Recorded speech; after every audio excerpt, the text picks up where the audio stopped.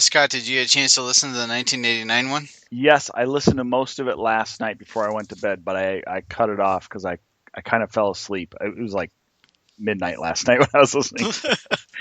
Why? What was it? Was it good? Well, no, I mean, it was, of course it was good, but no, it was just I left the countdown part because Oh yes, you did. Yeah, you did on the beginning. yeah, And 3, 2, 1. and we were picking on you, Jesse. You weren't on it, but we were picking on the 3, 2, 1 countdown you do. Oh, okay. Very nice. I think it's a great way to open it up. Thanks. I always end up cutting that out when I edit, but yes.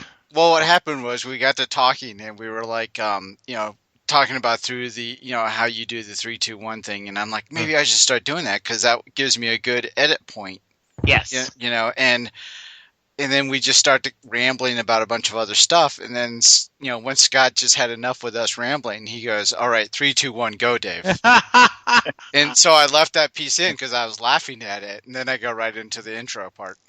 Oh, that's awesome! I will have to listen. It's on my list to listen to. So.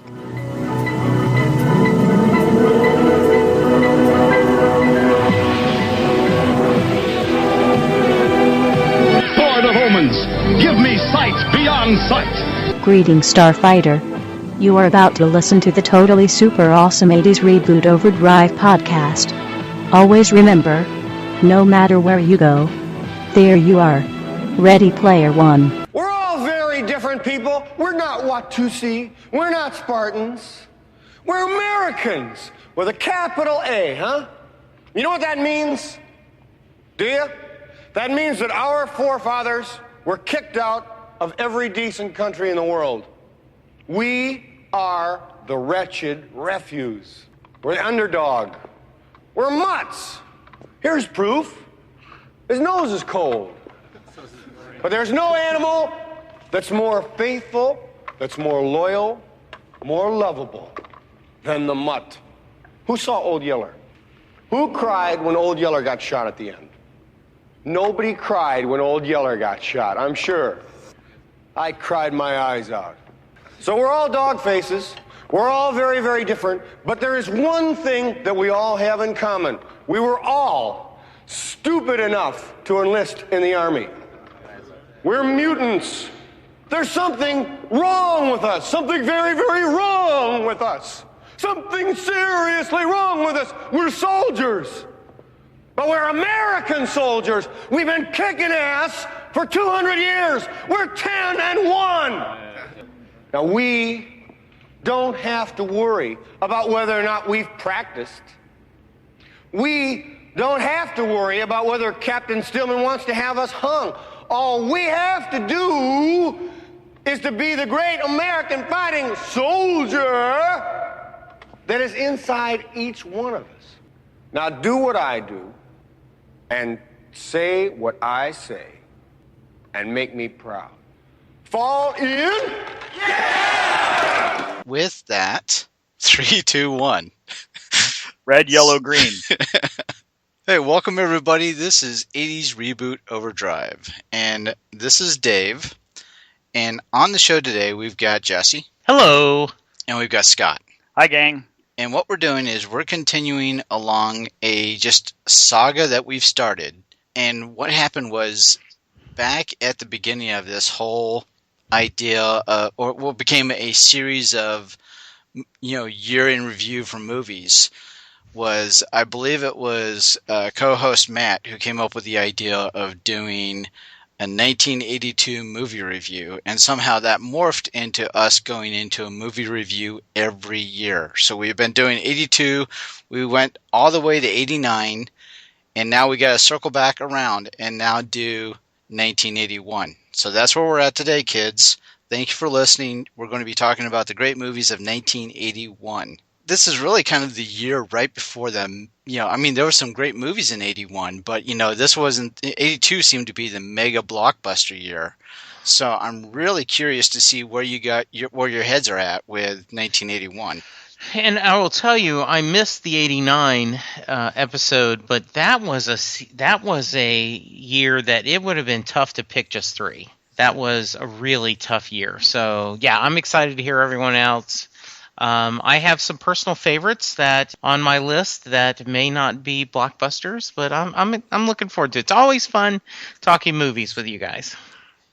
It definitely is, and even the 1989 thing, we really it didn't have to be like our top three. So Right. of course, our format is just something that you want to talk Right. about, something you may have a story about. Yes. Trust me, I talked about one movie that wasn't in my top three, but I put it out there to potentially put my man card on the line for That was a great- 1989. That was a great story, Dave. Thanks. Great story. Now that's a tease. So you guys go check it out, and then we can talk, right? Exactly. So Okay. go back, listen to the 1989 movie review. Mm-hmm. So we're talking about 1981. Scott, why don't you lead us off? Wow, this was really I've been struggling with this since we talked about doing 81 because I went and I looked at all the films, of course, and some stood out to me that I remember watching a few times and I enjoyed them at the time. But a couple of them are like so obscure and so cheesy. Yet then there's a handful of them that are just really, really awesome movies. So I think I'm going to start with probably my top. Oh man, I don't know if I want to take that one. Someone has to. The setup has begun. Someone has to. All right, so I'm going to. I went to the movie. I remember going to the theater to watch this. There's not a lot of movies where I remember who I went with. I mean, this is 30 something years ago now, right? Right. I remember I went with this guy Eric, and we went and saw. We were supposed to go see one movie, but we went into the other theater. We snuck into the other theater and went and saw The Road Warrior. Ooh, And okay. And it blew my mind. It was awesome. I thought I had never heard of Mel Gibson before. I never even knew, and I don't think he was really that big on the American film scene at the time yet. I don't know what else he did. He might have done, he had done the original Mad Max. That really did not hit the theaters and hit the U.S. side of things as big as I think The Road Warrior did. And I have not seen the recent remake, but people are telling me that it's really outstanding. But I don't know if I want to because I loved the original one so much. That Road Warrior was so cool. It was just the setting and even the special effects back then were really awesome, surprising, for that era. So anyway, that's my first pick. That was an awesome movie. I'm going to lose my man card and my geek card. I've never seen that movie. Really? I have never seen it. It's really cool. It is. Yeah, it is cool. It is. Mm-hmm. Now, is that the one where they like the post? All the apocalyptic kids thinks he's like the No. No. No, that is Thunderdome. With That's the third one with Tina Turner doing the yes, the Right. theme song. Okay. we don't need another hero. Yes. Yeah, that's my Tina. Very nice. So don't ever invite me to karaoke. Well, Thunderdome, I always remember Master Blaster.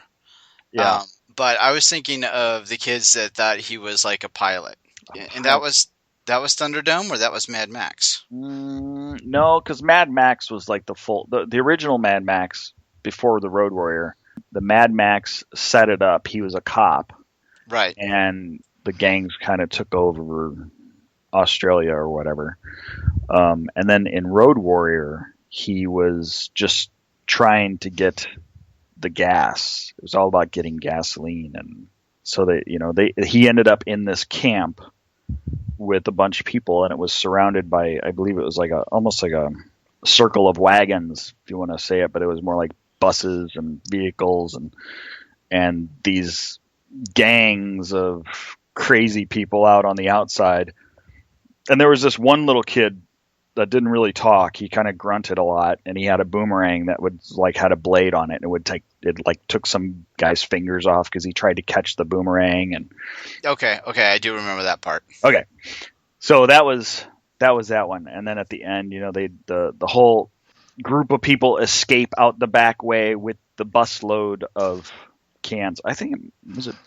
it might have been water. Was it water? I can't even remember now.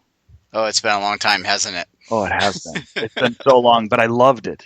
Yeah, I mean, anything a post-apocalyptic and Cars. I mean, that's just a movie that's has to be watched. yeah. And the main bad guy, I can't remember what his name was. Some crazy name like the Punisher or something like that, like the wrestler. But he's just Apollo? no.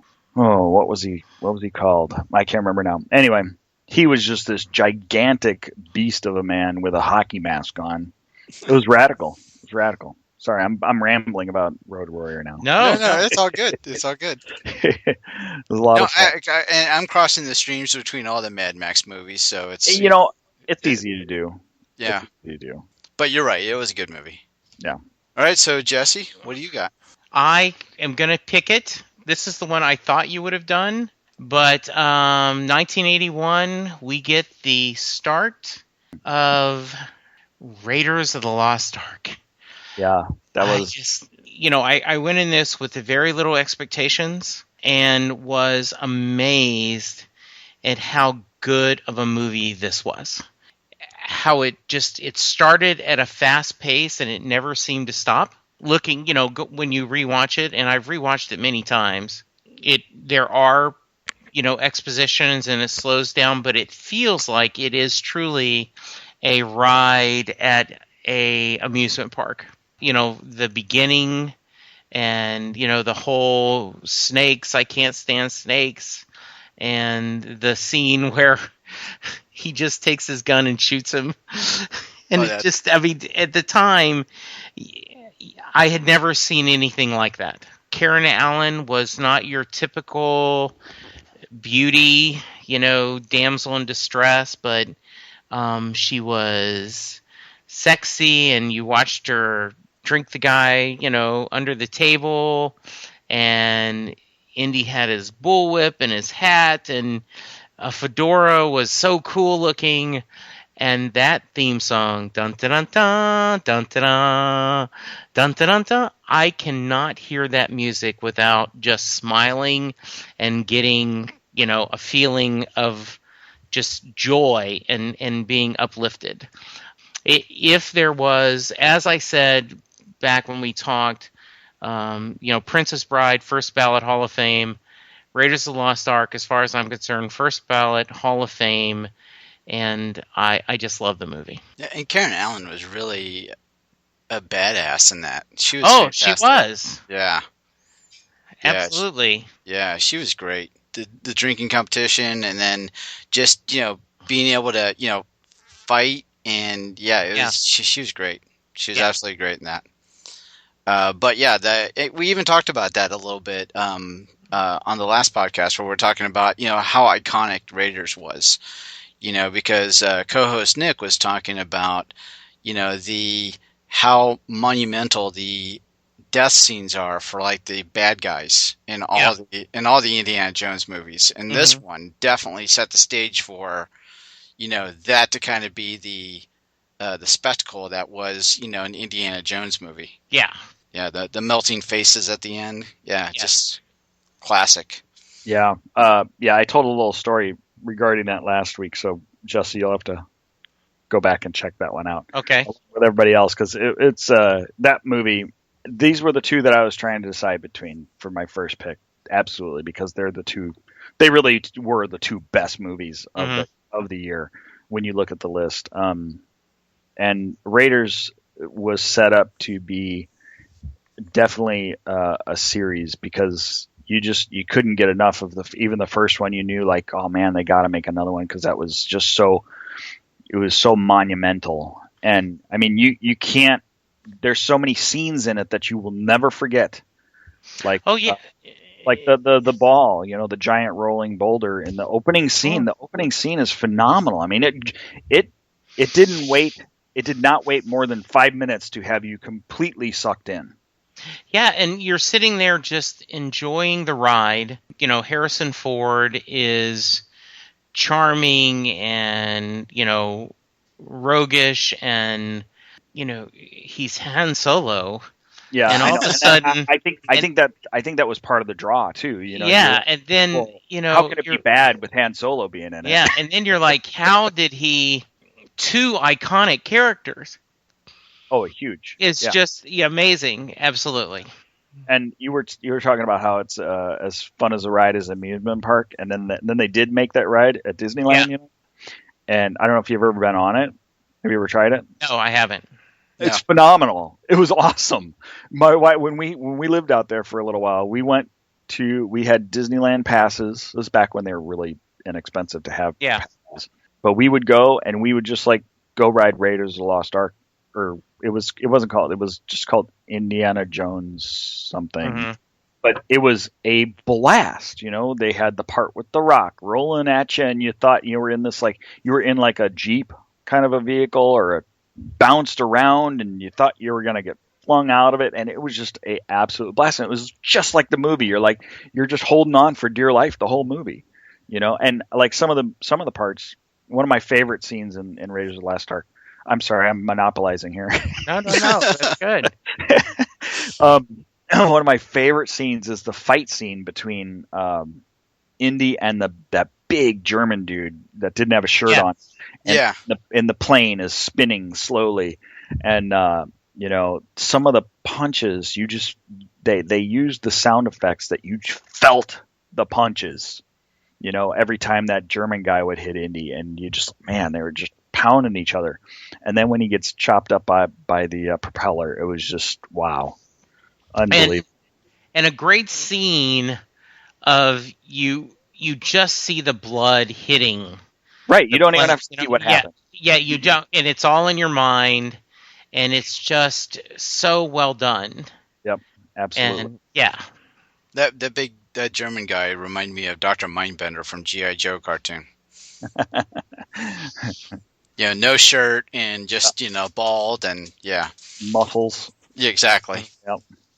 But yeah, I'm with you with the pacing of Raiders because at the beginning, you're right. You had that just wonderful scene where he's trying to, steal the statue and get through all those traps.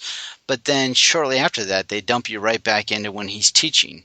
Yeah. And it was just kind of like, hold on, what happened here? This, I was in this adventure mode, but now they're, putting me back into, archaeology mode.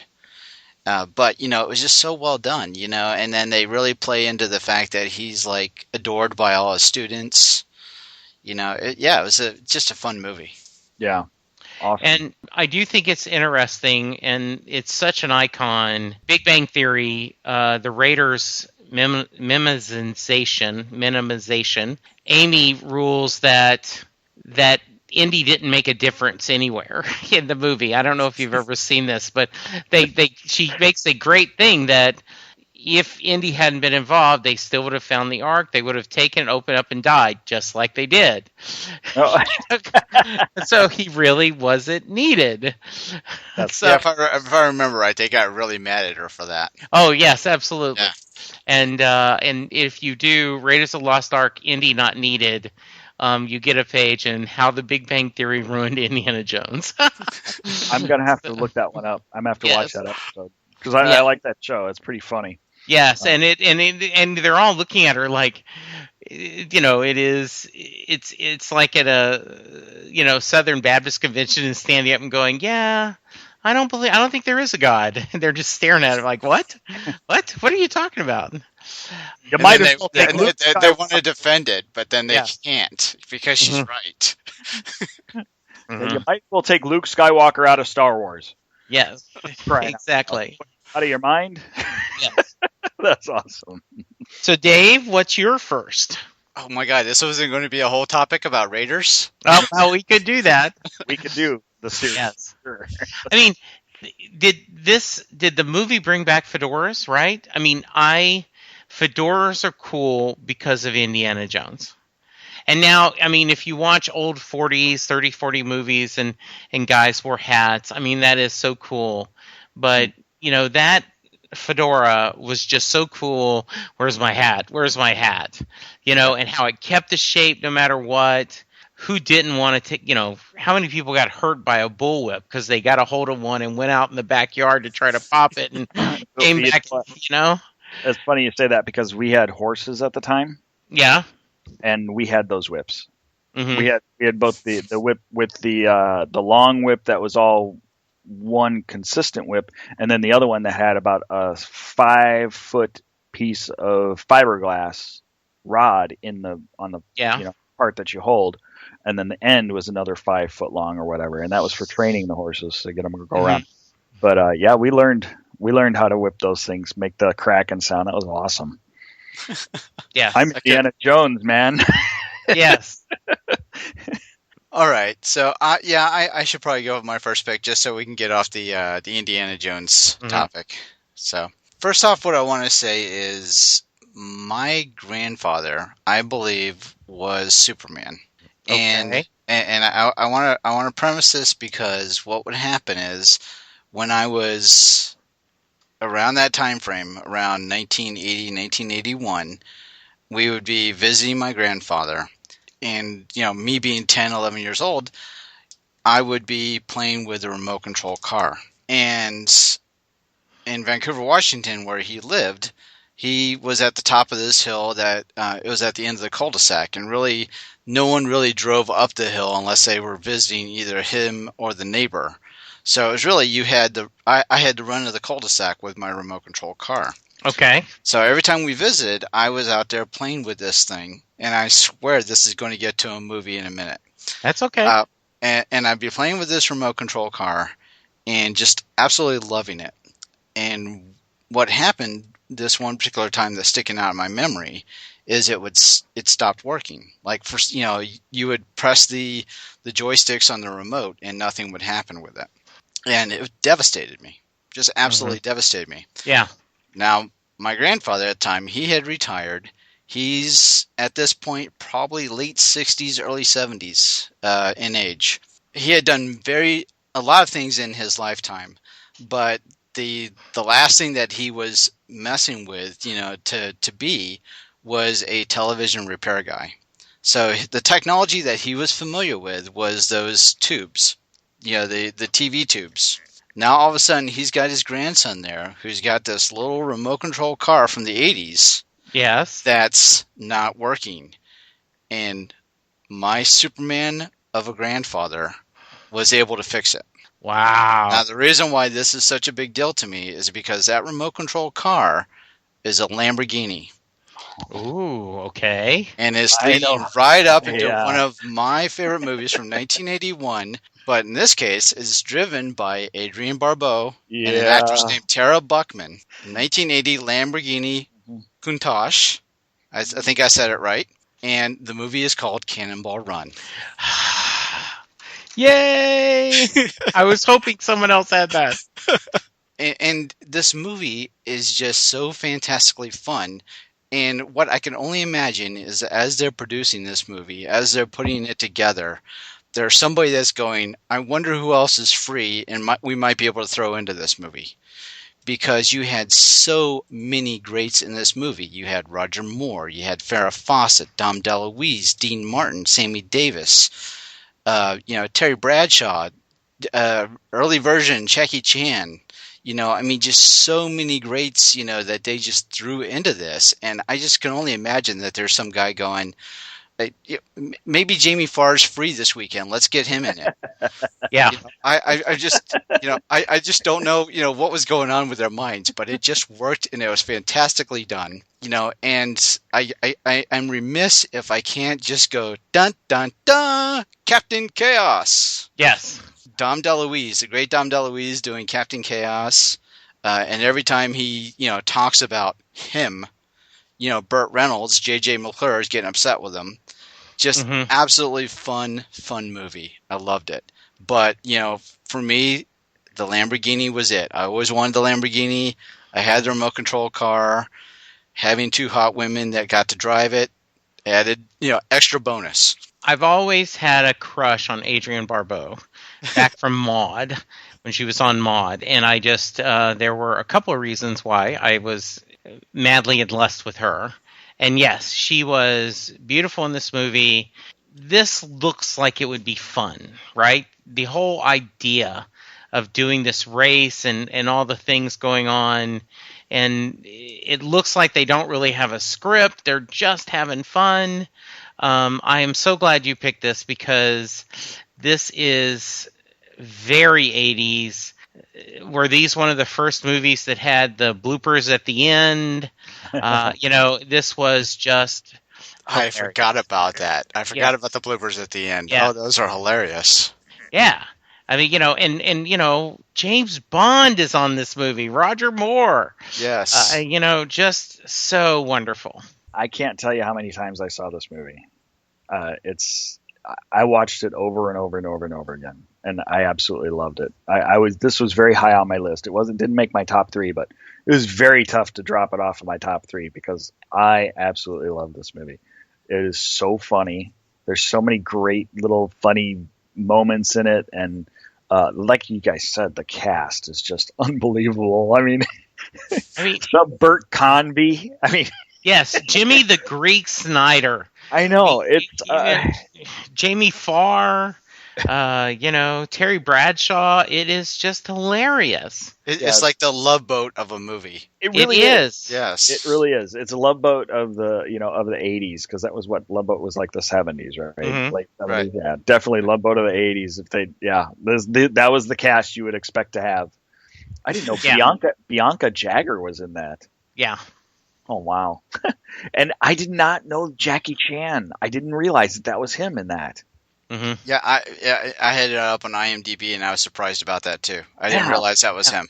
Yeah, Terry Bradshaw, of course, I remember that. And you're right about having a crush on Adrienne Barbeau. I thought she was really attractive, and Swamp Thing is what won me over for her. Yeah. So, But come on, Tara Buckman was good, too. Absolutely. Yeah. The blonde? I'm trying to look for her. I can't And the director is the famous stunt guy, Hal Needham. And, I think the best movie he did is, Hooper. Hooper.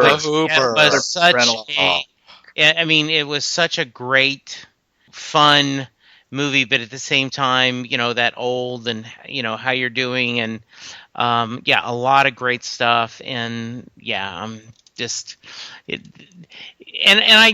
I haven't watched it lately, so I don't know if it would hold up. But I guess I would have been about 20 or so at that time. I was in my 20s. I know it was just so much fun. Yeah, actually, I have a brush with fame on this movie too. Mm-hmm. Uh-oh. I actually met Dom DeLuise. Ooh, Sweet. Really? Yeah, I was doing valet. I was doing a valet service out in Anaheim. And he was there doing a book signing on one of his cooking books, years later, and I got talking to him a little bit, and a super nice guy. So Awesome. Yeah, the whole thing. I'm with you on this, Dave. I fell in love with the Lamborghini Countach in that movie. I had no idea that they made a car that awesome, beautiful. I mean, it was just phenomenal, and that led to Ferraris, the love of Ferraris, and those kinds of. The exotic cars that are from that part of the world. Italy really knows how to make them pretty. Yes, they do. They do. Absolutely. So yeah, it was, and the blooper reel on that was hysterical. Absolutely. Hysterical. I'm trying to remember who was the guy that rode with Terry Bradshaw. Mel Tillis. Mel Tillis, yes. Now, he's the one that has the stutter. Yes. Right, except when he sings. When he sings, he's got an unbelievable voice. Right. That's awesome. So anyway, good pick, dude. Good pick. Very good pick. Very good pick. All right, redemption for the last episode. All right, good deal. All right. Okay, so next pick for Scott. I'm going to go out on a little limb here. Being the metalhead that I am. Yes. It was animated, heavy metal, and I loved it. And the soundtrack, I still have the soundtrack to this day. And I love everything about this movie. Now, this is something that I don't know if a lot of people have ever seen. Have you seen this? Have you guys seen it? I have seen it, and the funny part was, as soon as I type show notes as we go. Yeah. Just so that, I keep track of, who did what pick. And as soon as you said, I'm going to go a little metal, it was animated. I started typing heavy metal. I knew where you were going immediately. It's an awesome movie. It was very creative, and it went along with the comic book. that they had Mhm. back in the day. The follow up to it was pretty bad, pretty lame, not nearly as entertaining. Plus, there were certain scenes of women that would be attractive to a 13-year-old boy. I remember that. Yeah, it was just a lot of, it was just so interesting, the few different storylines, and then the animation was something that I'd never seen before either. And do we know why the some of the guys from SCTV, John Candy, Joe Flaherty, John Candy, are on the show? I mean, are in this? No, and Harold Ramis Yeah, is one of the Eugene Levy, and then I yeah. just didn't know if there was a connection or something. I don't know the actual connection, but it's Okay. something that I picked up on too. That Mhm. they were all kind of that same cast from SCTV, which was a phenomenal show. Yeah. But they were part of that whole thing, and especially the two aliens that were flying around Yeah. in their spaceship, doing hallucinogenics or whatever. Mhm. Oh yeah, this is a family-friendly show. Yeah, there was a lot of naughtiness to that cartoon. Yes, there really was. Yeah. But it was really intense and crazy at the same time. It was just a fun ride. And I remember there was this very, very long sequence scene of this of like the main person that's, I guess, on the poster or whatever, swimming through this pool. And then she gets out, and then she's dressing in her warrior gear. Mm-hmm. And I was just like, wow. Yeah. I actually own this one on DVD. Yeah, I've certainly seen it and enjoyed it. It was, my favorite animated of this kind of genre is Wizards, was back in 1977. Mm-hmm. That was the guy who did Fritz the Cat. And, this was... Fritz the Cat. Wow, Yeah. I haven't heard that in a long time. I think that was it. Ralph something. Yeah, Fritz the Cat, where these animals had adult relationships. Yes. Yeah. We'll just say it was very risque. Yes, it was. Good pick. Certainly good. Very of the era. I'm sure there was a lot of recreational substances being drank, taken, or inhaled. Consumed in many different ways. Yes, as they watched this movie. Absolutely. Yeah. But yeah, it was very iconic of the 80s because, back then I used to get like the Dragon magazine because I was into Dungeons and Dragons and stuff like that. And, right. It all had that same kind of imagery. Mm-hmm, mm-hmm. Yeah. Definitely good stuff. Yes. So I'm a little worried because so far no one has picked any of my movies. So I'm going to do one that has stuck with me, and it was certainly a showcase for young actors, and that's the movie Taps. Oh. I went into that, and I did want to share. I started dating Linda, who I'm now married to, back in 1980. And so we did a lot of movie dates, right? You that's what you did. Right. And so I saw a lot of movies, and this was, in theaters, you went and saw them. Then later, in the later 80s and early 90s, it's a lot of VHSs and then DVDs, but this was it. Yeah. I remember I had loved Ordinary People with Timothy Hutton. I just thought that was, and I had a crush on Elizabeth McGovern and from that movie, and so I really wanted to see what Timothy Hutton was going to do next. Then there was Sean Penn and Tom Cruise and George C. Scott. The movie took a very dark turn, at the end, and I remember being kind of crushed because, I was hoping for not a happy ending, but at least a resolution.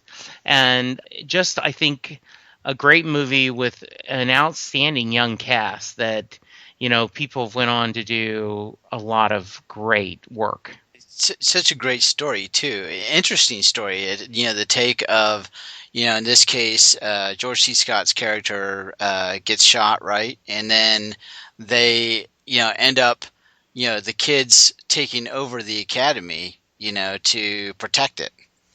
Yeah, And then the various kids that, due to the pressure, of, their families talking to them through the megaphones or whatever, run out and jump over the fence. hmm Yeah. So it's a very interesting story, but you're right. I mean, with these, the Tom Cruise, the Sean Penn, very young, Timothy Hutton, these guys getting their start and cutting their teeth, and, yes. it was a great movie. hmm Yeah, I'm on board with this one.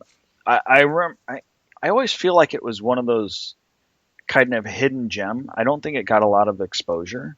It seems like it was kind of overlooked because there were so many other things going on that year or something. Yeah. But it was really, it was a true. I don't think I saw it until it was actually out on video. I remember Ronnie Cox being in it, but I do not this. I'm looking at IMDb. I can never get his name right. The guy from Breaking Bad, the bad guy who owned the chicken things, Esposito, Garciarlo Esposito. Giancarlo? Yeah, Giancarlo Esposito, thank you. Yeah. He was in this as a cadet. Wow. And so, and that was really early, but yeah, and absolutely, it's a very small part that Tom Cruise has. But that at the end, he loses it. He Yes. just goes completely berserk. Right.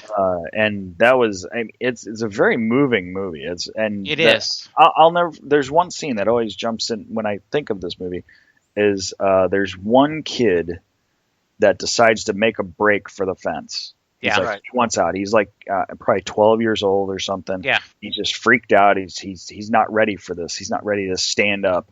Right. Fight for this. And he starts to go, and as he's running to the fence, he drops his gun and it goes off, and he gets shot by one of the people, one of the military on the outside. Right. And it's like a devastating moment that you're just crushed that this poor kid, he was just trying to get out. He didn't want to do it, and felt for him. Yeah. So, yeah, it was hardcore. Absolutely. Awesome movie though. Yes. Yeah. Wow. I just, and what I was going to follow up with on that is I don't know if I can go, from that sadness to now happy, but that's okay. We need it. We need the counterbalance. Yeah. All right. So what we're going to do is a co-host sing along. Okay. All right. So we're going to start off with "There She Was, just a walking down the street singing, snapping her fingers and a shuffling her feet singing. She looked good. She looked fine. It's perfect. Good enough, guys. So obviously you know where I'm going with that. I had to follow another military movie with after Taps being Stripes. Yep. Ah, nice. Yes. So I had to start off with that. Thank you for playing along with the sing-along. No. But, in the 80s, you guys had to notice that Bill Murray, a lot of his movies, he got to do what's called, what felt like the speech. Yes. Actually even started before the 80s. In 79, he did Meatballs. Yep. And he had a very similar. Just doesn't matter. It doesn't matter. And then he was able to follow that up with Here on Stripes, where he does another iconic speech where he's talking about we're the refuge, we're the underdogs, and then he gets everybody motivated to learn to follow him so they can graduate, boot camp. Yes. Boom chakalaka, boom chakalaka, boom chakalaka, boom. That's a fact, Jack. Oh. Exactly. And then, and then that same theme of him giving speeches, that follows him along to where even when he's talking to the mayor in Ghostbusters. Yes. Right. So, very iconic Bill Murray-ness. It seemed that, Stripes is right there in the middle of it. And to me, this movie was just Bill Murray. There was other greats in this movie. Obviously Harold Ramis, just, wonderful. Candy. Yeah, John Candy. I had just read a little bit earlier that whole scene where they're all getting to know each other in the barracks. about the majority of that was ad lib. Right. That just made it just absolutely outstanding. Now that I know that. Yeah, and Ivan Reitman is what a string of my youth, right? Of movies you quoted and you watched and you laughed about. I mean, this is just awesome. And it continues to hold up. Yes. And it was definitely iconic of the 80s there for the naughtiness theme, because you had that scene there where Ox was John Candy was going into the mud wrestling pit. Yeah. And then you had the Aunt Jemima treatment.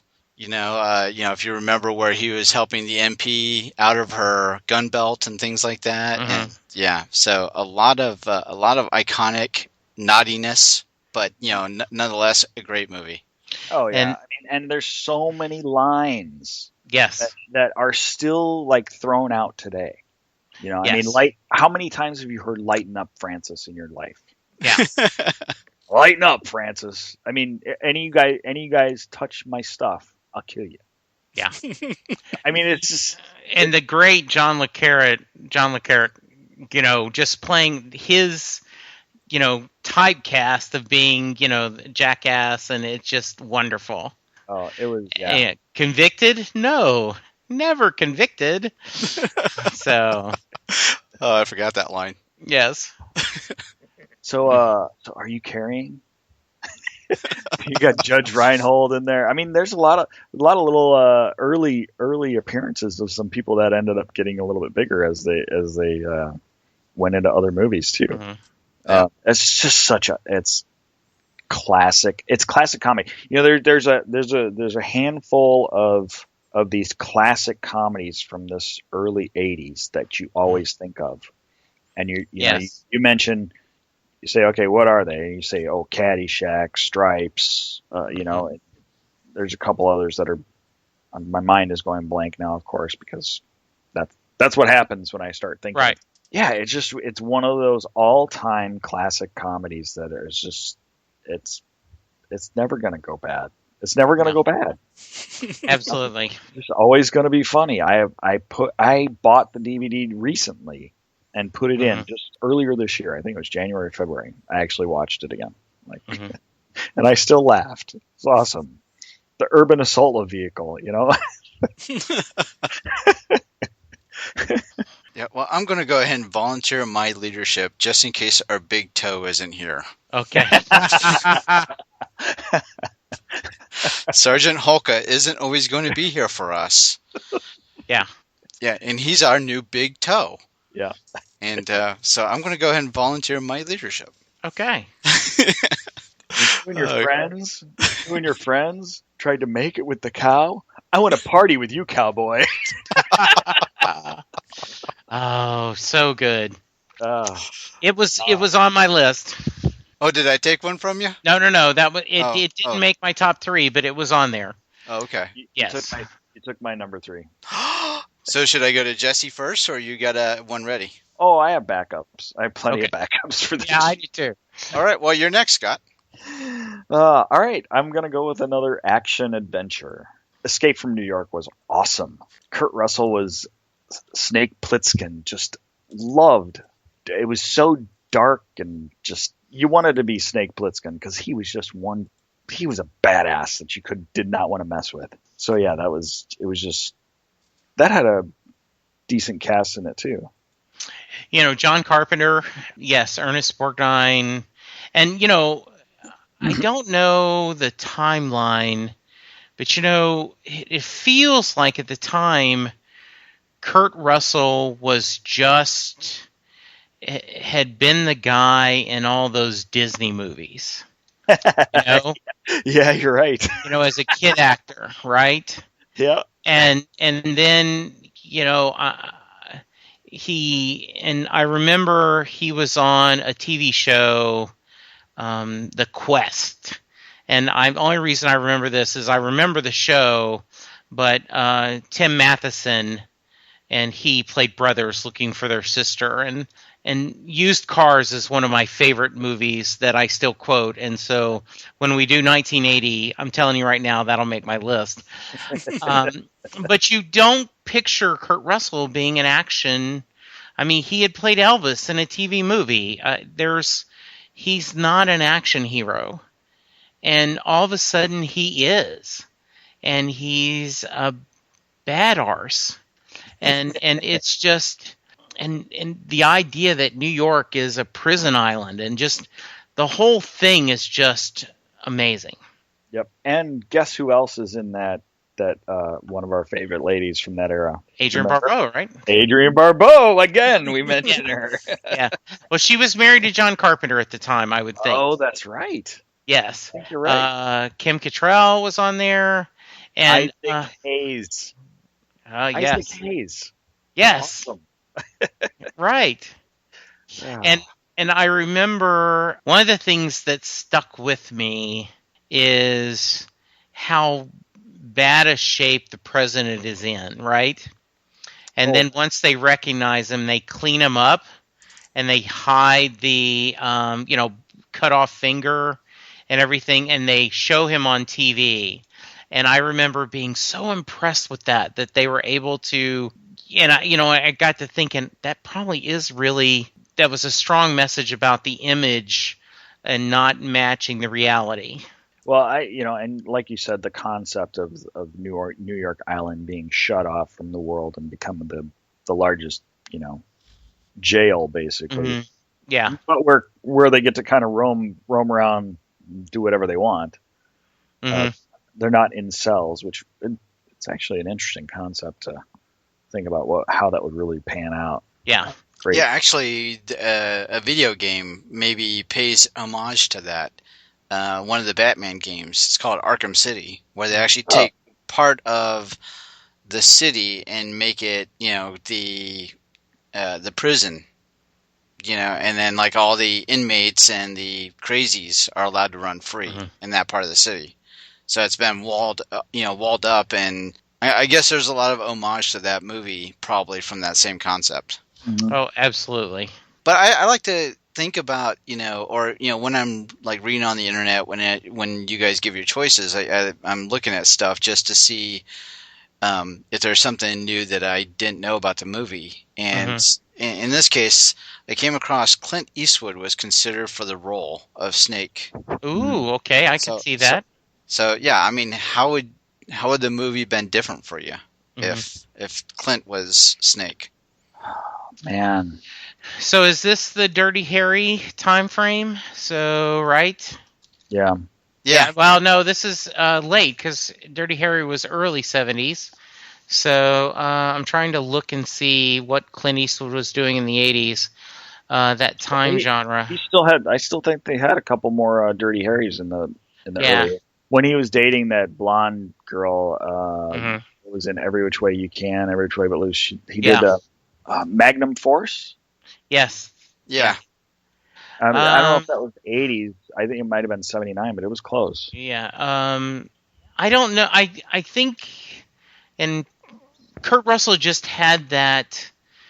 I think part of it is the surprise to me that he was. You didn't picture him being Snake and the eye patch, and it just was really, really cool. Yeah, he was totally cool. Yeah. So it's when actors surprise you by taking a role that was kind of unexpected, kind of when like Tom Hanks switched gears on us and became a dramatic actor. Yes, absolutely. Where did that come from? Yeah. So you're saying Kurt Russell did that for you on this one? Yes, he did. He absolutely did. As I said, the Disney kid, and look what he became. Was he in that movie Gus? I don't know if he was or not. I know he was in Follow Me Boys. He was a young kid, and because his dad showed up at the PAC meeting drunk. Of course, it happened at the World's Fair. He kicked Elvis. That was a really small part. I remember him talking about that, especially when he played Elvis. He was in Daniel Boone. Not in Gus. He was not in Gus. No. The Computer Wore Tennis Shoes, where he was Dexter. and the great Joe Flynn playing Dean Higgins was always mad at Dexter. So, Well, something to consider for 1980. He was also in a movie called Used Cars. yes. And yes, it is. Yes, like I said, when we talk 80, I will talk about that because we still quote that movie. All right, so that was Escape from New York. Yes. Jesse, you are up for your next pick. All right, so I have a bunch, and hopefully we can kind of talk about afterwards. We go through some honorable mentions, but I am going to pick, and this is, I'm surprised I'm doing this, but there's a reason. Chariots of Fire. Iconic score, won Oscars, and a lot of people think it was not deserved because there were certainly better movies in 1981. And the first part of the movie, I think, is pretty boring. But once they get to the Olympics, where the character, the Eric Lindell character, is played by Ian Charleson, and he won't run on the Sabbath because he thinks it's against God's law. Mm-hmm. And at the time, they think he should because, for country. And Prince of Wales said, if we don't support someone from standing, for their beliefs, what kind of person are we? And I just remember he ends up running a different race because someone else already had his medal and he gave him a chance. And somebody quotes a verse to him, and I don't have that handy to me, but at this time he goes, like Eric Lindell says, God made countries, God made kings, and the rules by which they govern, and the rules say that Sabbath is his, and I, for one, intend to keep it that way. And then I just love that when he says, and this is the reason I'm picking it, I believe God made me for a purpose, but he also made me fast, and when I run, I feel his pleasure. And I love the idea that when I'm going to get deep here for a minute and after talking stripes and all this stuff, but I love the idea that when we do what we love and what we're good at, that call it God, call it fate, call it life, embraces that. And so that reason is, that last part of the movie is the reason it's one of my favorites. And I will skip the beginning of the movie, but I always end up watching the end of the movie. Yeah, and I never, at that time I was 10 or 11 years old, so I'd never really given it the time. Yeah. Probably because of the beginning. I may have tried, but I may have not gotten into it. Yeah, and I do think that, and I do think it's a little slow, but once they get on the boat and they start going, to the Olympics and that thing starts, it really does work a little bit, and I think it's really great. And how many people don't want him because, even back then the Olympics were very much, political. And the idea, how many people say, no, we should support him and other people don't. So if you can get through the beginning, that end I think is very emotional. They have a coach. One of the guys has a coach, which is kind of almost unheard of, that this should be amateurs only. And there's a lot of fun stuff. Scott, did you ever watch it? Yeah. Well, I didn't watch the whole thing, but I do have a story behind it. I'm looking at the release date, and it actually says 1982 for USA. And the only reason that I remember that, or that I had to look at that, was because I graduated 8th grade in 1982, and it was our theme song for our graduation, like for our whole thing, and had just come out. And it shows that it was April of 1982.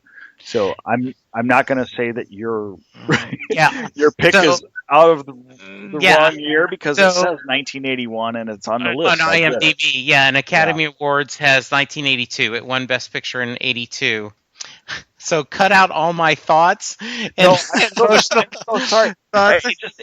It threw me off because I'm like, but wait Yeah. a minute, it was my graduation song, and the movie just came out. I remember it was just a moment for me, and I'm glad that you actually picked it because it was one of those things that jumped out at me Yes. as something that triggered memories. Definitely. Yeah. And Well, we're going with it anyway because I tweeted the picture earlier, so it's got to make the list. okay. Whether it was released here or the UK before that, that's fine. We can still go with 81. So Right. I had to write down my years of when I went to high school and when I graduated 8th grade. Mhm. I'm like, wait, it's not working for me. Yeah. So anyway, but awesome movie. Yeah. I haven't seen the whole thing because, like you said, it is a little slow, so I didn't always pay attention to the whole thing. But I know that it's a very powerful movie. And I've never seen Reds, which was Warren Beatty's a lot of people masterpiece. Though a lot of people suspect, they thought it would win Best Picture. Interesting. Yes. Yeah, it was definitely deep. I mean, it had substance. Yes, and you also, because it was British, there's the accent you're fighting against. Even though they're speaking English, there is that accent. So, like I said, this is just a personal choice for me. Though, like I said, I have a few others that hopefully we can talk about that are a little more, not so much because they speak to me. They just were something that I really enjoyed entertainment-wise. That's the best. No, when movies speak to you, I think that's extremely important that you bring those up. I think it's awesome that you brought this up. Thank you. Yeah, me too. Me too. We're not looking for fluff, right? No. No, not at all. Let's go with what you feel, man. Yes. Okay. That's my thought. Thank you, man. sir. So Appreciate it. I love it. 80's reboot hug.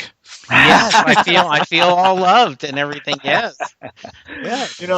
Well, there's movies throughout our lifetime, I think, that really, really touch a certain string in us, and if it moves you enough that it brings back really good memories, then that's important. Good. So, all right. So what's next, Dave? Now we're into my third pick. Yes. And my first two were comedies, and I'm going away from that on this one. But first off, I got to tell you guys, I had this crush, late 70s, mid to late 70s into the very early 80s, and I'm still not sure why I had a crush on her. Because of you had all the regular Uber babes that were in movies, as we talked about with Adrienne Barbeau and all that, And Bo Derek. and Bo Derek, and you had all of this going on in the 80s, all this sex symbols, Right. But for some reason, little Dave had a crush on Christy McNichol. You know what? You're not alone. Hello. Yes. Come on. Absolutely, buddy. Yeah, and so from what she was doing, she did a movie called Little Darlings, but in 1981 she did this movie with Dennis Quaid called The Night the Lights Went Out in Georgia. Mm-hmm. Now in this one, she's actually the Dennis Quaid is her brother, and she's managing him. But in the movie, you get to see her, put on her stage outfit and trying to be a singer and try to put the sex appeal on. And she sings a song called Baby Bye Bye, I Need You Strong for Me, and that was just it. That was Kristen McNichol could do no wrong in my eyes at that moment, because it was just like compared to where the rest of the industry was, and then all of a sudden here she was put into that kind of look. But my favorite song in the movie, though, is one that she actually performs with Dennis Quaid. It's called Hanging Up the Gun. Absolutely love this song, and I actually re-listened to it again maybe an hour before we started recording, just because I wanted to relive that moment. But for some reason, Kristen McNichol just did it for me back then. And this movie, that just helped that along. And also, having Mark Hamill in it, even better. Yes. I put me in the camp of having a crush on Christy McNichol right there. She was, I loved her and Buddy, as Buddy in the TV serial Family. And it was, she was so cute and such a good actress. I always was happy when you saw her do other things. She was only like 3 years younger than I was. And so yeah, I don't remember much about the movie except I always thought Dennis Quaid was really cool, and her in there, I enjoyed seeing the movie. Yeah, it was, for me, it was a lot of fun. For the movie, and the way they, she had to be the responsible one, even though she was the younger sibling, right? And trying to figure out how to, tame her, wild older brother. Yes. And try to get him into being a recording artist, a country recording artist, and, where he's, doing a lot of things personally that's going to mess it up. Yes. Yeah. So it was just, a really great movie for me. I don't think I saw this movie, but as far as Christy McNichol goes, she was, you guys, you mentioned the supermodels or what the popular super hot women were at the time. But I also agree with you on Christy McNichol. There was something about her that was, I think it was just because she was like, she would be attainable. You know what I mean? She'd be like relatable, and you could actually get to know her, and she seemed like a relatable type of person, like on your level. You know what I mean? Yeah. She wasn't out of reach. Like I always felt like the hot chicks were always out of reach. Well, and she had a little bit of tomboyish, right? Right. And that was always cool. Yeah, greatness. My head was in the same spot, Scott. That's where I was trying to figure out and do a little self-analytical view of my younger self and trying to figure out what was it about Christy. And, it's definitely the, approachable, Yeah, she was the girl next door. She really was the girl next door. Right. She was the person that could be living down your street, and you'd go and hang out with her and ride bikes with her. Whatever you would do, whatever. Toss a baseball in the backyard. Exactly. Yes. Yeah. So yeah. Very nice. So good pick, Dave. Yeah, very good pick. Thank you. We'll return after these messages.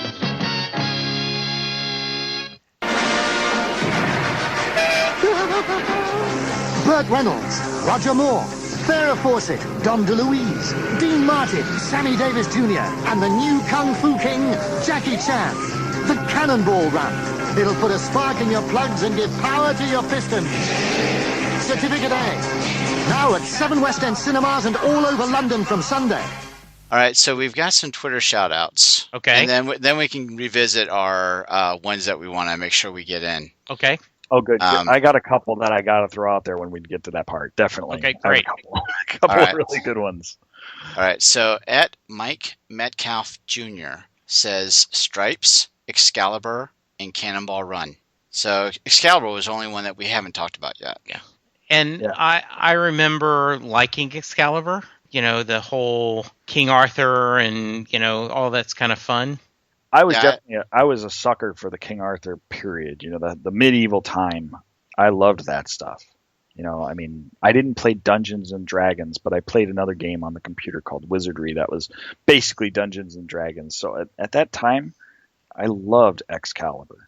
And I haven't seen it. I probably haven't seen it since then. Mm-hmm. Who knows if it holds today. But definitely a good movie. Oh, my game was Ultima 2. Ultima 2, dude, I rocked that too, man. Yes, all right. I rocked it too. We're gonna have to, you and I are gonna have to have a little conversation about the computer games of those with the Apple IIe because I had that too. Yeah. Mm-hmm. Yes. All right. So at SCross1972 says American Werewolf in London. Special effects were ahead of their time. Yep. # hot British nurse. Okay. Okay. typing in hashtag. Yes, exactly. At BK on air 1405 says it wasn't a blockbuster, but I really liked Wolfen. I don't know that one. I remember that one. Yeah. These are the kind of movies that I want to talk about soon. Yeah, for the Halloween guys. The horror flick. Because not necessarily that one movie, but I remember there were so many horror movies that were just so fresh compared to what they had been in the 70s. You know, they really took a new step. So, Wolfen was definitely something that I watched several times. I remember it. I remember scenes of it. It was very dark, not just dark on a emotional or whatever level or scariness level, but just darkly filmed, which made it even feel darker. You know? Yeah. All right. So at All New Sucks, which is SUX, says Ghost Story, the first movie to scare the, I'll say, poop out of me. Yep. And Nighthawks and Das Boot. Das Boot. Das The Boat. Yeah, he says greatest film ever made in parentheses. You know, I've never seen that, though I know it's a famous, foreign film. Wolfgang Peterson directed it. It's number 71 in the top 250 movies. So, this is probably one that I should watch. I've never have, but it's certainly, I guess it's, a submarine and the whole claustrophobic could be very interesting. Yeah, I do remember, I didn't watch Das Boot or The Boat.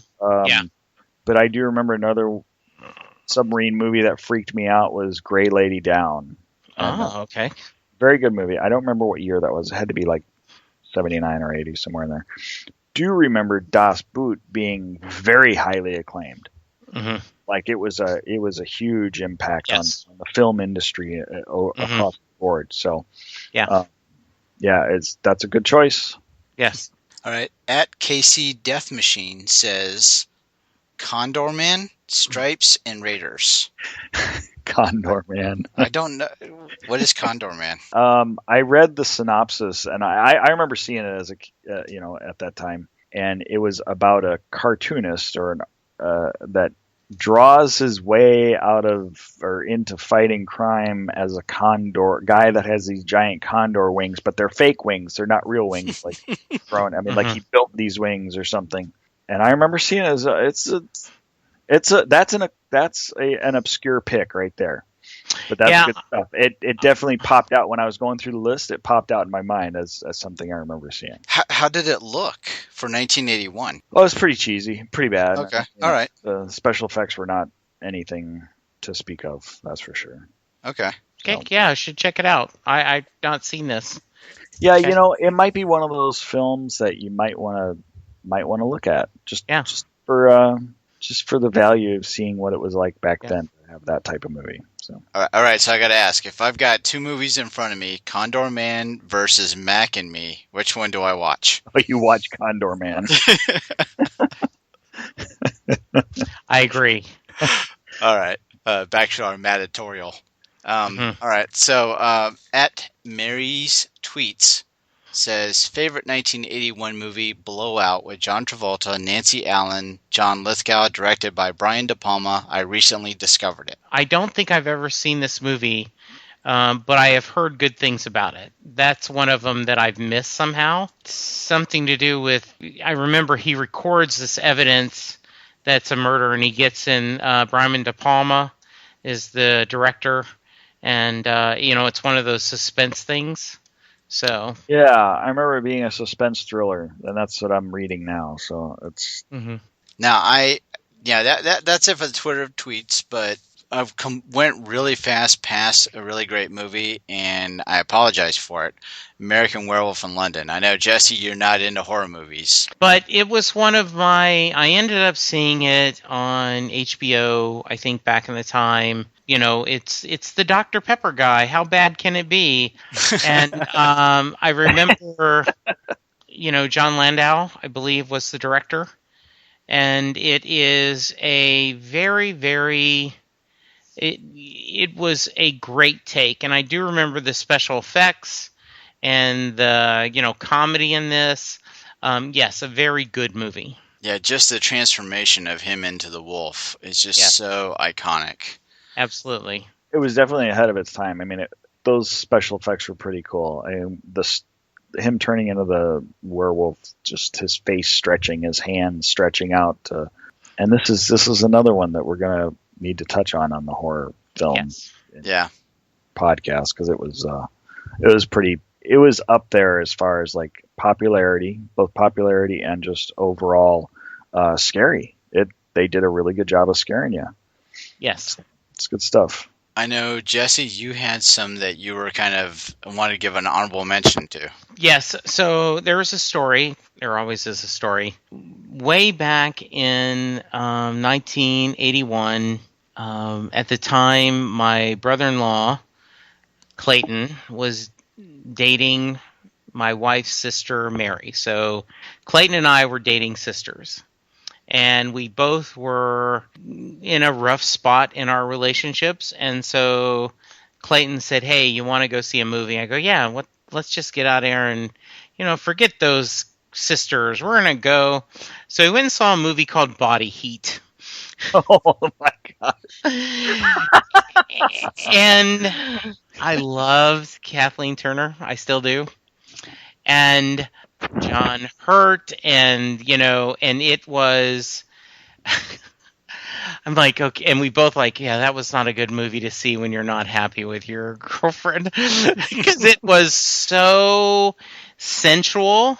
Oh yeah, and it was a really interesting movie, and what's going on, and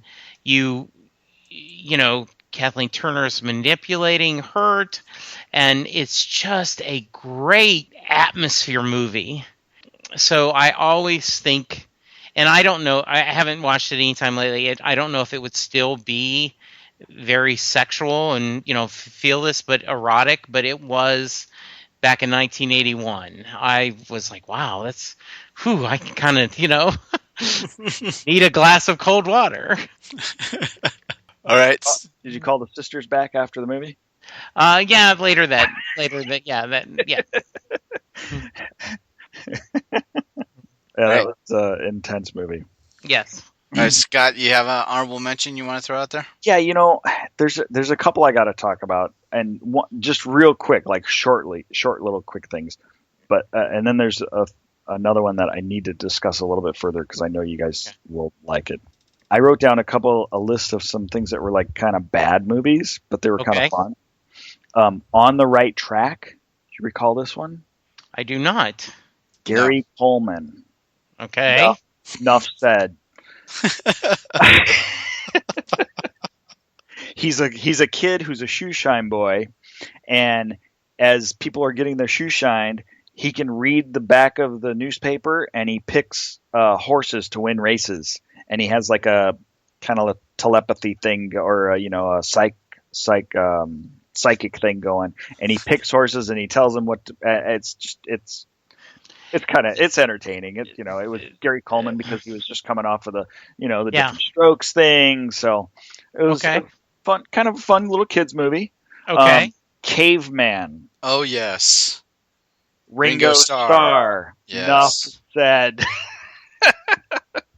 Now, this isn't classified as a bad movie for you, is it? It's both. It's bad, but it's awesome. It's hysterical and bad at the same time. It's bad in a good way. Who was the football player that was in that? I gotta remember his name. Oh, I know who you're talking about. He was the bad guy. Yes, the really big, tough, bully caveman guy. Oh, I forgot Shelley Long was in that. Yeah, I'm looking at this. Wow, I don't have any memories of this. Really? Dude, you should watch. You got to watch this. Okay. All right, I will. It's so bad. It is so bad it's good. It's so bad it's good. It's fun. It's goofy, fun stuff. Okay. We should write taglines for movies. So bad it's good. Goofy, fun stuff. So Fine. That sounds familiar. It was with O'Neill. Ryan O'Neill. Yes. Bad. Very bad. Oh yeah, where the their cheeks, their butt Yes. cheeks show, and accidentally, and that becomes a thing. Yes. Uh-huh. It's- Bottomless pants. Okay. And then Going Ape with Tony Danza and the orangutans. Oh, dude, endless badness. And then maybe one of the worst movies ever made. Okay, it's called Heart Beeps. Yes. Bernadette Peters. What was the guy from Taxi? Andy Kaufman. Andy Kaufman. Thank you.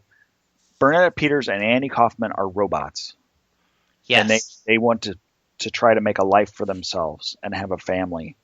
And it is just horrendous. It's terrible. Yes. If you're ever in a mood for a terrible movie, that's one you should go check out. But one of the ones that really I wanted to put on my list so bad in my top 3 was History of the World Part 1, because Mel Brooks is a freaking comedic genius. Yes. And that movie was just, that's my honor. That is my true honorable mention. The cast in that movie is phenomenal. There's and I mean Harvey Korman, Piss Boy.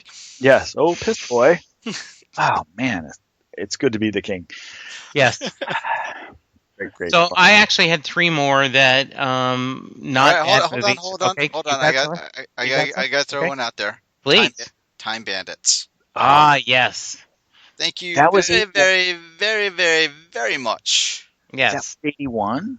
That was 81. Yes. I didn't see that on the list. Yes. I missed that. The great Terry Gilliam. Oh man. Yeah, and Terry Gilliam, he's done some good stuff. Yes. And I don't know what it was, but just about anything with David Rappaport, I was a fan of. Mm-hmm. Yeah, great actor. Yeah, that's a really cool movie and a lot of fun. Wow, I didn't realize. I forgot John Cleese, Sean Connery, Shelley Duvall. Yes. Wow. Yeah, did a lot of good times in that one, and I bet you it would really appeal to the Whovians out there, right? So yes, it's got that same kind of vibe to it. Absolutely.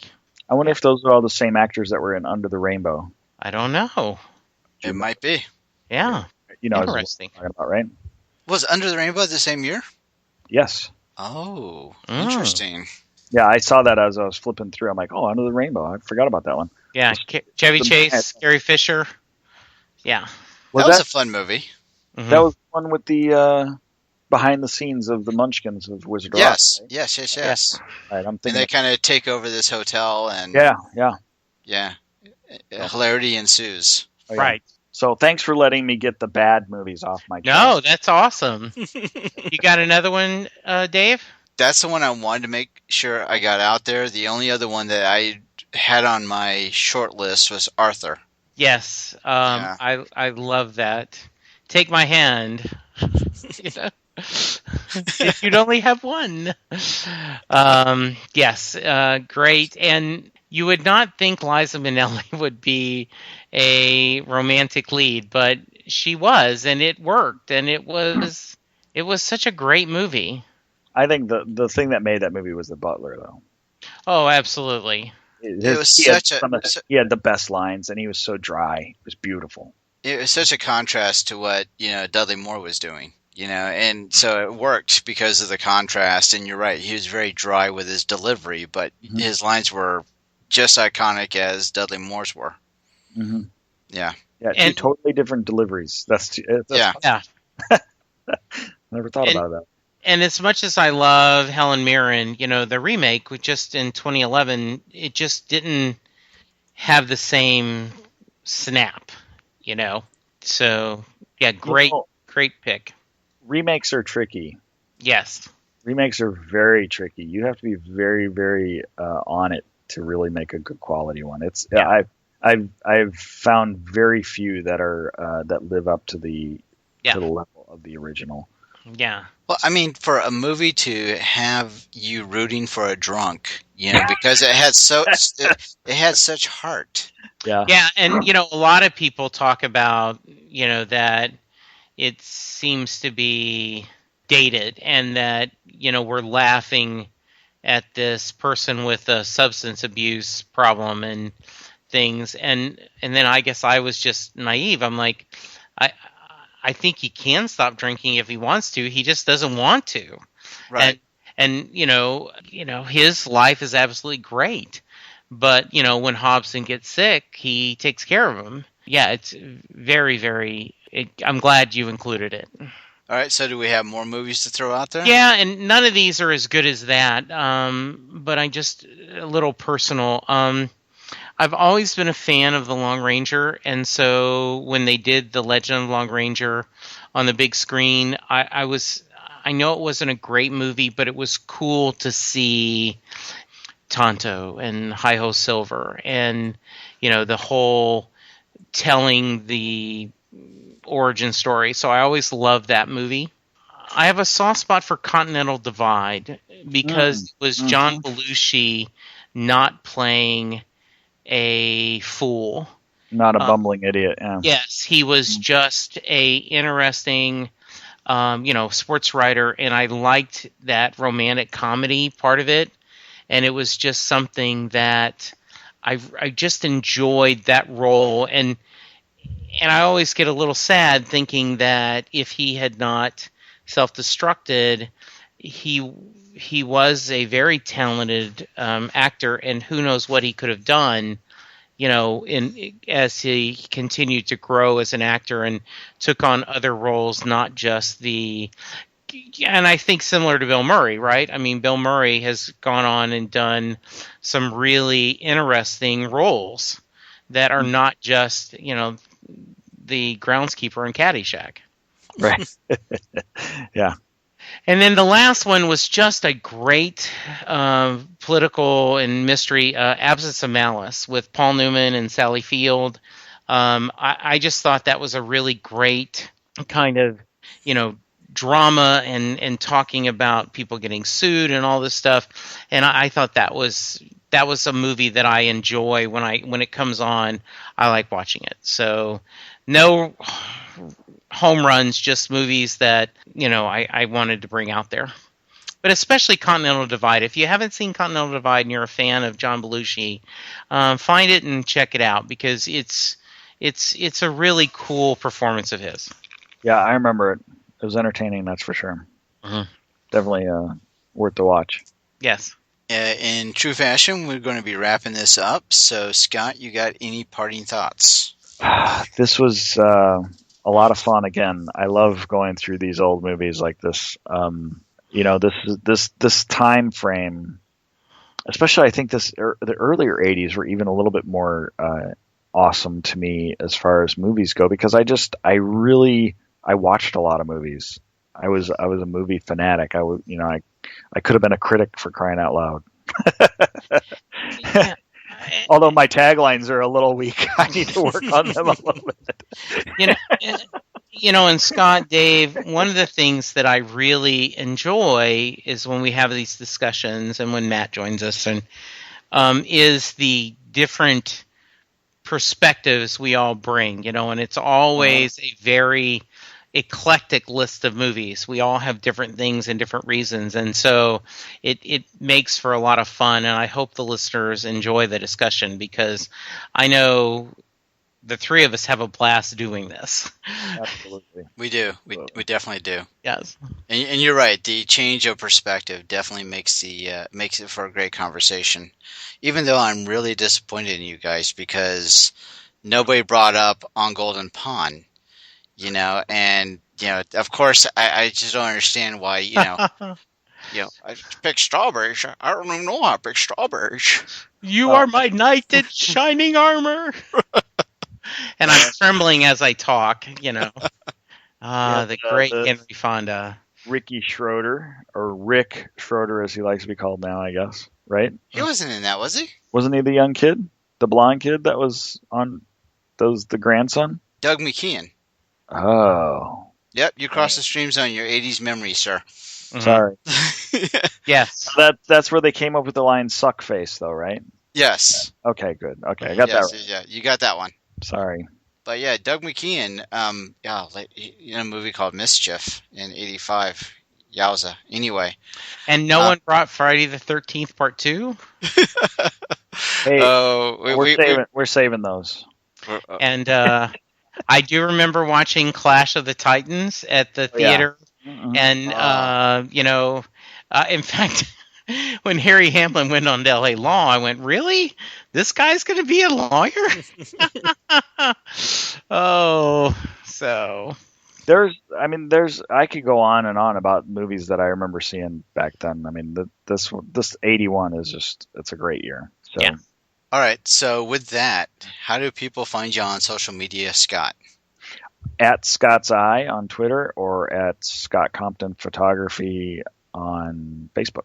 Jesse? So if I had musical talent, I would sing the theme to Endless Love. What about the theme? What about the theme to Arthur? Yeah. Yes. We already did our singing earlier, yes, though. We did. Yes, yeah. I am at Jesse Jackson DFW. I am always appreciative that you let me hang with you guys. So much fun. You don't want to talk about Set Lusting Bruce? I didn't know if we wanted to push it, but yes, I am doing a podcast about Bruce Springsteen, his music, and his fans. And the first month's numbers were very promising. I was very happy. And so, yes, if you want to hear about music and people talk about Bruce Springsteen, and I have, in the next couple of weeks, I'm going to have my first Pearl Jam show. I've made plans to talk Pink Floyd with some people.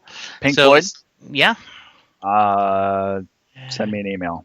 Okay, I will. So yeah, that's going to be fun. That's on our network, and so Set Lusting Bruce, check it out. Yeah, it's a great show. And I'm Dave, and I take care of our 80s Reboot Twitter account, so it's at 80s Reboot. But you can also find us on Facebook, which is facebook.com/80s Reboot.